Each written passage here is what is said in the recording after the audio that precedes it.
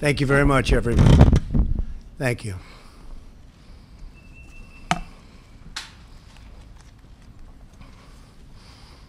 Today I'm very thrilled to welcome President Bolsonaro of Brazil for his first visit to the White House. President Bolsonaro, I want to congratulate you again on your tremendous election victory. Last October, it was an incredible feat and really a truly incredible challenge. And the end result was something the whole world was talking about. I also know that we're going to have a fantastic working relationship. We have many views that are similar, and we certainly feel very, very true to each other on trade. I think Brazil's relationship with the United States, because of our friendship, is probably better than it's ever been by far.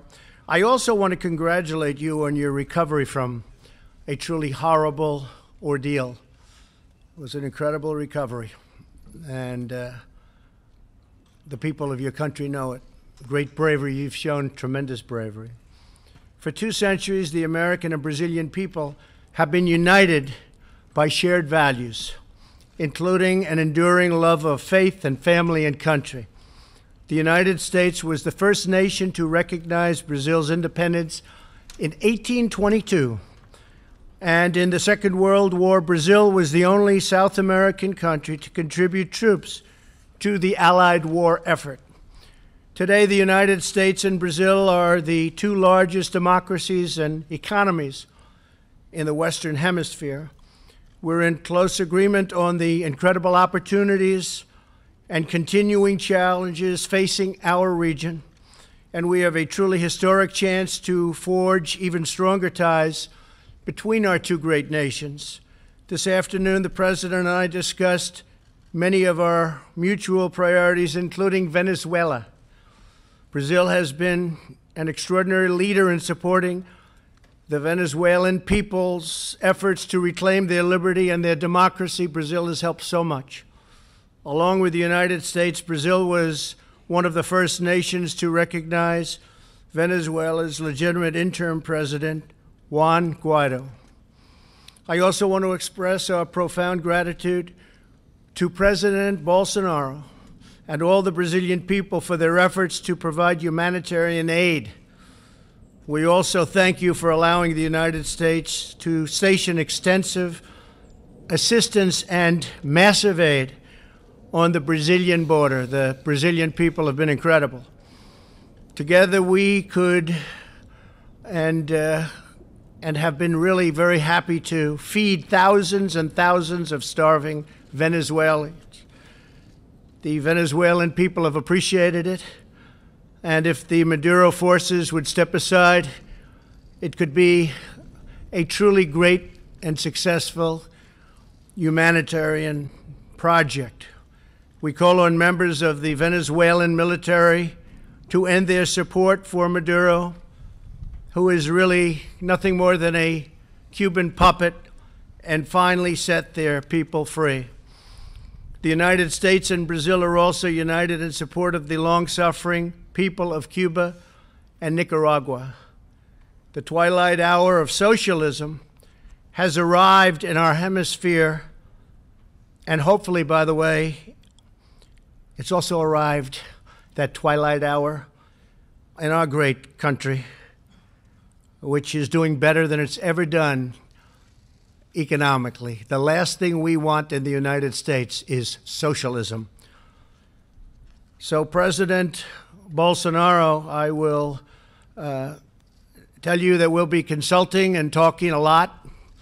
We'll be working on all of our both problems and assets, and we're making tremendous strides. We had a great meeting today. As I told President Bolsonaro, I also intend to designate Brazil as a major non-NATO ally, or even possibly, if you start thinking about it, maybe a NATO ally. Have to talk to a lot of people, but maybe a NATO ally, which will greatly advance security and cooperation between our countries.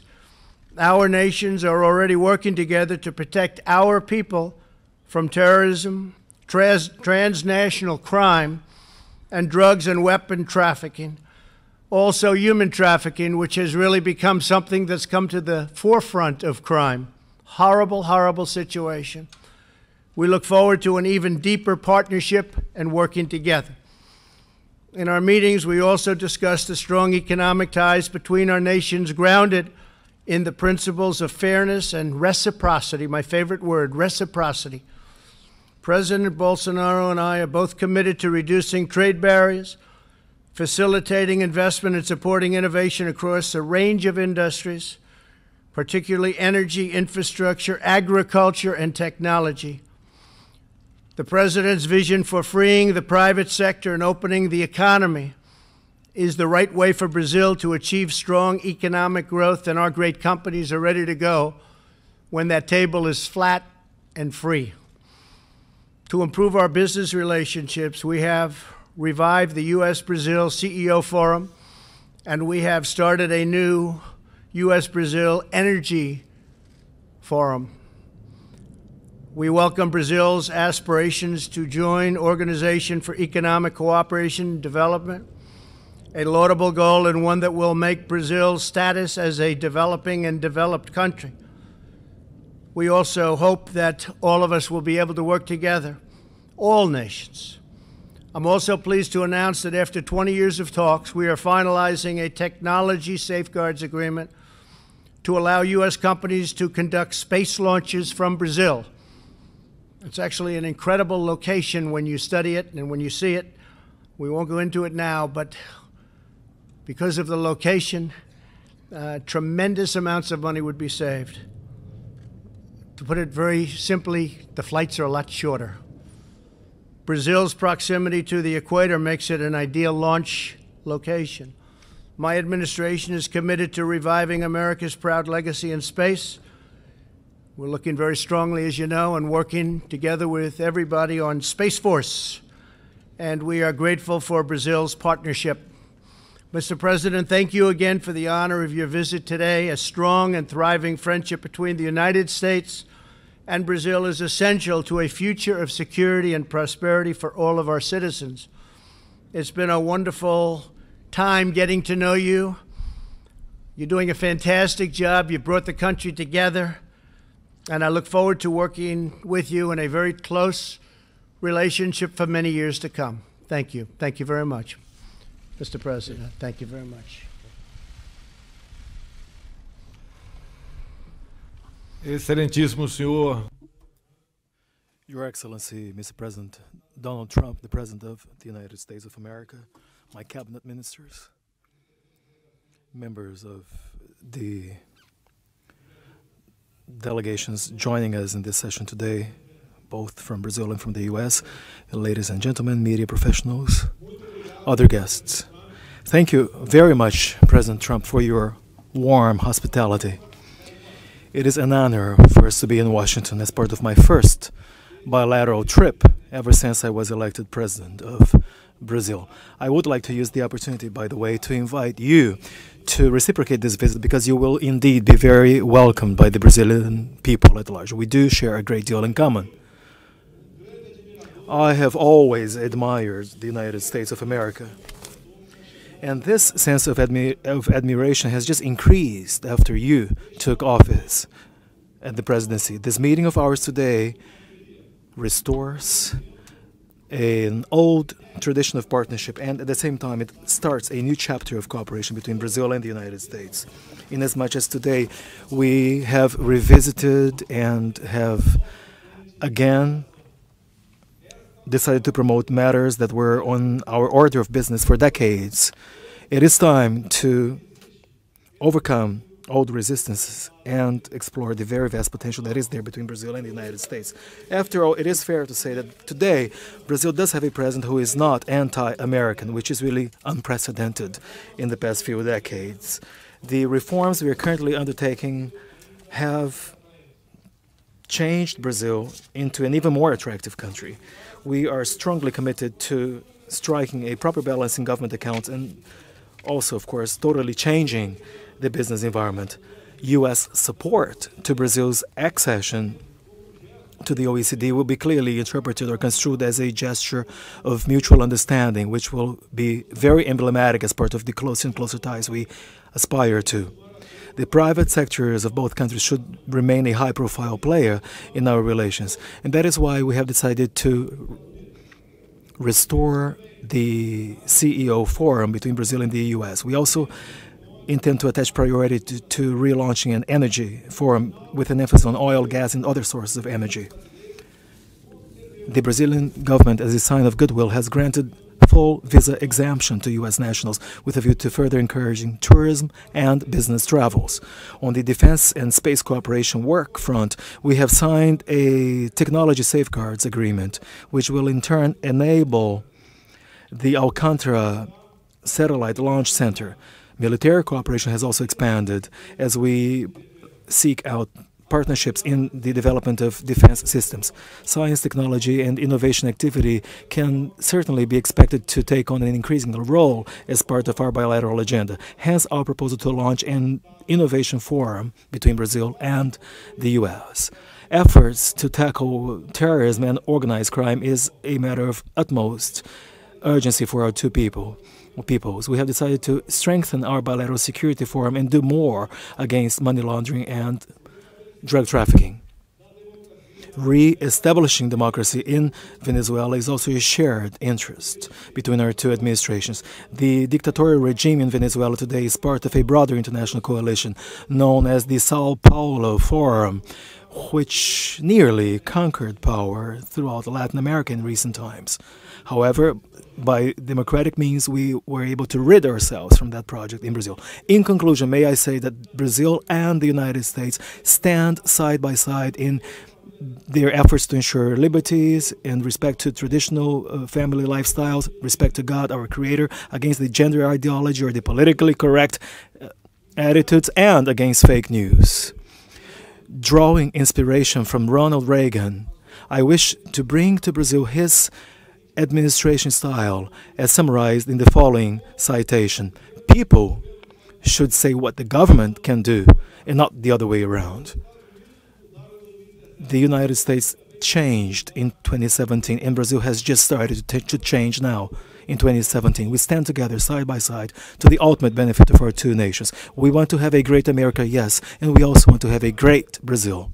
Once again, may I voice my admiration and recognition to President Donald Trump on this beautiful day where we seal a promising alliance between the two most promising and largest democracies in the Western Hemisphere. May God bless Brazil and may God bless the United States of America. Thank you very much, Mr. President.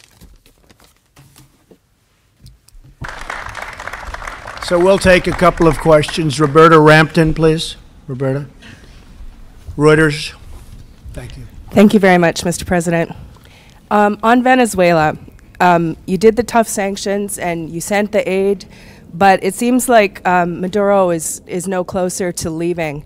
And I'm wondering if you're getting worried about losing momentum, and how long are you being told that this is going to take? I'm not being told any specific time. They've been there a long time, between him and his predecessor. At some point, I would imagine things will change, but we really haven't done the really tough sanctions yet. We can do the tough sanctions, and all options are open, so we may be doing that.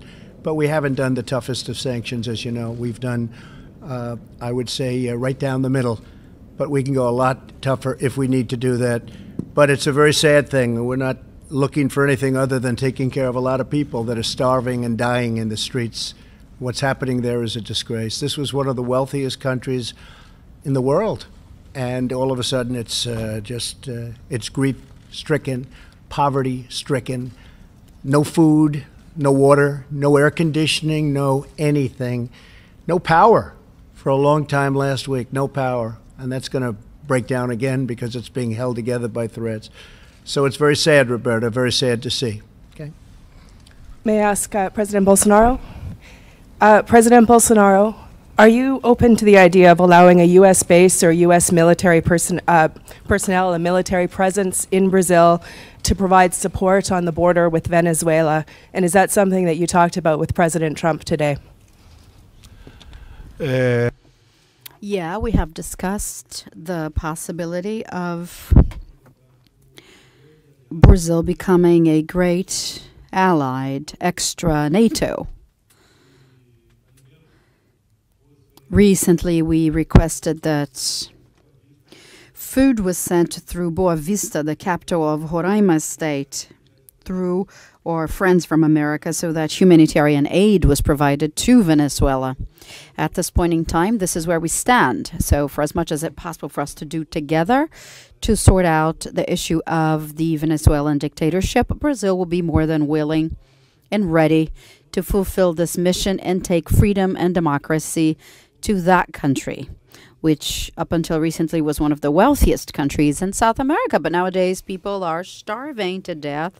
They are suffering violence, lack of medication. It's something terrible that's going on in there. And we need to put an end to this issue, which is pervasive to the whole wide world. Mr. President, please. Boa tarde, presidente. Simone Iglesias, da Bloomberg. Hello, Simone Iglesias from Bloomberg. I would like to know if the U.S. actually have a military intervention in Venezuela, what's the position of Brazil? Well, there are a few issues that, if you speak, they're no longer strategic. Therefore, these reserved issues, which may be discussed if they have not yet, will not become public, evidently. I remember on a debate here in the United States when a candidate asked another candidate what he would do to fight the Islamic State. He said, if I say, I will no longer be able to beat it. So it's a matter of strategy. For everything that we discuss here will be honored. But unfortunately, certain pieces of information, if are to come to the table, may not be debated publicly. President Trump, regarding the military intervention, do you think about this possibility of fighting Venezuela to remove Maduro from power? And all options are open. I think of all possibilities. All options are open. We'll see what happens. And by the way, I see in the audience the son of the president, who has been fantastic. Would you please stand up? The job you've done during a very tough period of time is just fantastic. And I know your father appreciates it, that I can tell you. Okay, thank you very much. Fantastic job. Sagar Enjeti from Daily Caller. Sagar. Thank you. Thank you, Mr. President. Thank you. 2 questions for you, sir, if I may. The first on the 2020 election. There's a growing number of Democratic candidates who have endorsed the idea of adding seats to the Supreme Court. Is that an idea that you would entertain in the remainder of your term or possible next term, or is that not something that you agree with? No, I wouldn't entertain that. The only reason is that they're doing that is they want to try and catch up. So if they can't catch up through the ballot box by winning an election, they want to try doing it in a different way. Now, we would have no interest in that whatsoever. It'll never happen. It won't happen, I guarantee you, it won't happen for 6 years. Another question for you on social media. You tweeted in support of Congressman Nunez's suit against Twitter. There's part of a larger discussion that Senator Josh Hawley's been leading about making social media companies liable for the content that is on their platform, which they're not currently. Is that an idea or a change in law that you would support? Well, we have to do something. I tell you, I have many millions of followers on Twitter, and it's different than it used to be. Things are happening, names are taken off, people aren't getting through. You've heard the same complaints. And it seems to be if they're conservative, if they're Republicans, if they're in a certain group, there's discrimination and big discrimination. I see it absolutely on Twitter and Facebook, which I have also, and others I see, but I really focus more on the one platform. And I have many different platforms. I guess we have 60 million, almost 60 million on Twitter, and if you add them all up, it's way over 100 million people. And I get to see firsthand what's going on, and it's not good. And we use the word collusion very loosely all the time. And I will tell you, there is collusion with respect to that, because something has to be going on. And when you get the back office statements made by executives of the various companies, and you see the level of, in many cases, hatred they have for a certain group of people that happen to be in power, that happen to have won the election, you say that's really unfair. So something's happening with those groups of folks that are running Facebook and Google and Twitter, And I do think we have to get to the bottom of it. It's very fair. It's collusive, and it's very, very fair to say that we have to do something about it. And if we don't, you know, the incredible thing is that we can win an election, and we have such a stacked deck, and that includes networks. Frankly, you look at the networks, you look at the news, you look at the newscasts. I call it fake news. I'm very proud to hear the president use the term fake news. But you look at what's happening with the networks, you look at what's happening with different shows, and it's hard to believe we win. But, you know, I'll tell you what it really shows. The people are smart. The people get it. They'll go through all of that, whatever it is they're fed, and in the end they pull the right lever. It's a very, very dangerous situation. So I agree. I think something has to be looked at very closely. Thank you, sir. President Bolsonaro, and another question on the 2020 election. If a number of the Democrats who are running to replace the president have embraced or have considered socialist ideas, you've spoken critically of that in the past. If a socialist or a candidate who embraced socialism were to replace the president, how would it affect your relations with the United States? Well, it's an internal affair. We will respect whatever the ballots tell us on 2020, but I do believe Donald Trump is going to be reelected fully.